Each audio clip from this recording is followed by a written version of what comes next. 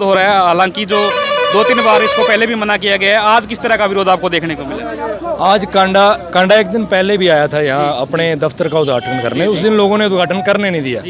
आज फिर ये दोबारा उद्घाटन करने आया था और आज भी लोगों ने यहाँ पर भरपूर विरोध किया है। और एक इन्होंने अवैध जो कब्जा है कर रखा है सड़क की जगह पर, टेंट लगा रखा है। किसानों की ये मांग है कि ये टेंट जल्दी से जल्दी उखड़वाया जाए और उसमें अब ये प्रशासन है वो हमारी मांग को थोड़ा अनसुनी कर रहा है। पहले एक बार टेंट उतारना शुरू कर दिया था, लेकिन अब ऊपर से बड़े अधिकारियों का फोन आ रहा है क्योंकि इसमें मिली भुगत है मंत्री पद के लोगों की। अब इन्होंने एक बार फिर टेंट रोक दिया है, लेकिन किसानों की इस बात की जिद है, इस बात की मांग है कि जब तक ये टेंट नहीं उतरेगा किसान घर को नहीं जाएंगे।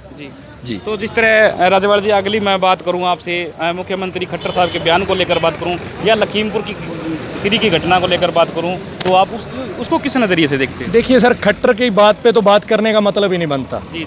इतने मोरालिटी से गिरा हुआ वो बयान है। अगर सही सरकार हो इस देश में तो उस पर यूएपीए का जो मुकदमा है वो अभी बनता है। अनलॉफुल एक्टिविटी प्रिवेंशन एक्ट के अनुसार जो बंदा शरेआम अपने सूबे में सबसे सीनियर मोस्ट पोस्ट पे बैठकर ये कह रहा है कि लठ उठा लो और देश में राज्य में दंगा फैला दो, उस बंदे को नैतिकता के आधार पर इस्तीफा दे देना चाहिए। एक सेकंड के लिए भी अपने पद पर रहने का हक नहीं है।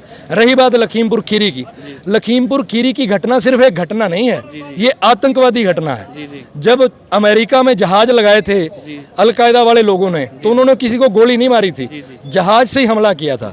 जब बॉम्बे में आतंकवादियों ने हमला किया था तो उन्होंने वहां गाड़ी से भी कुछ लोगों को कुचला था, गोलियां भी चलाई थी। सेम वही बात लखीमपुर खीरी में हुई है। हम तो ये मांग करते हैं कि उन लोगों पे जो 302 वगैरह के वो तो धाराएं लगे ही लगे, साथ में एंटी टेररिस्ट लॉ भी लगे, यूएपीए भी लगे और इन लोगों को कम से कम फांसी की सजा होनी चाहिए अगर इस देश में कानून का राज है तो आगे किस तरह का फैसला जो है लिया जाएगा? जिस तरह गोविंद कांडा का विरोध लगातार हमें देखने को मिल रहा है, नॉमिनेशन वाले दिन भी हमें देखने को मिला, तो आगे भी ये विरोध इसी तरह जारी रहेगा? बिल्कुल, गोविंद कांडा जो यहाँ से खड़ा है इसमें यहाँ के किसानों को 3 दुश्मनों से बदला लेने का मौका एक साथ मिला है। बीजेपी, जेजेपी और गोविंद कांडा। गोविंद कांडा ने भी जब इसके भाई ने जब अविश्वास मत फ्लोर टेस्ट हुआ था हरियाणा में, ना सिर्फ इसने किसानों के खिलाफ वोट डाला था बल्कि इसने किसानों को काली भेड़ें भी कहा था। उसके बाद एक इसने मेयर बनवाई थी सिरसा की। उस दिन जब हम विरोध करने गए कि बीजेपी की मेयर नहीं बननी चाहिए तो उस दिन कांडा ने जहां उसको वोट डाला वहां हमारे भाइयों के ऊपर गंदे पानी की बौछारें, आंसू गैस और लाठियां भी चलवाई।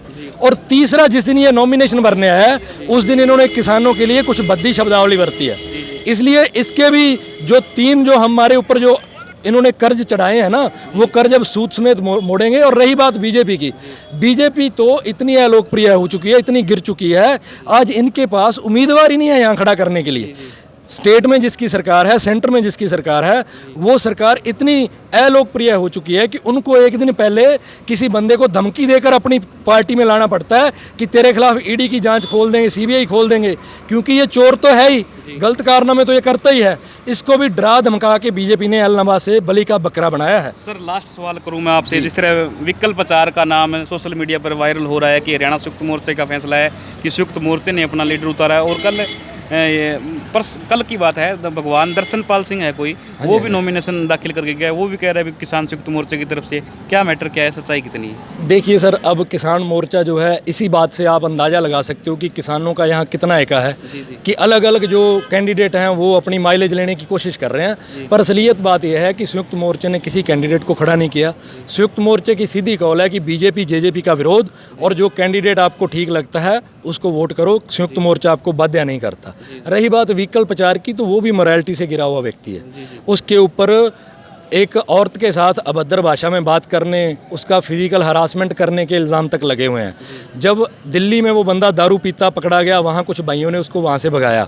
उसके बाद सबसे बड़ी गलती उसकी वो थी कि वो आरएसएस के पिट्ठू अन्ना हजारे के पास चला गया रालेगण सिद्धि में कि आप आकर इस आंदोलन की बागडोर संभालो। तब से इसको संयुक्त मोर्चे से निकाल दिया गया है। इसलिए ये किसानों का कोई नुमाइंदा नहीं है, ये करप्ट आदमी है, एक पब्लिसिटी के पीछे भाग रहा है, इसलिए इसका पूर्ण तौर से बाइकाट है। जी, बहुत बहुत धन्यवाद। तो ये थे हमारे साथ राज्यपाल साहब ने अपने विचार रखे हमारे साथ। तो आपको ये वीडियो किस तरह की लगी प्लीज़ हमें कमेंट ज़रूर कर दीजिए। अगर आप हमें फेसबुक पर देख रहे हैं तो पेज को फॉलो कीजिए। अगर आप हमें यूट्यूब पर देख रहे हैं तो चैनल को सब्सक्राइब करना ना भूलें। बहुत बहुत शुक्रिया, धन्यवाद।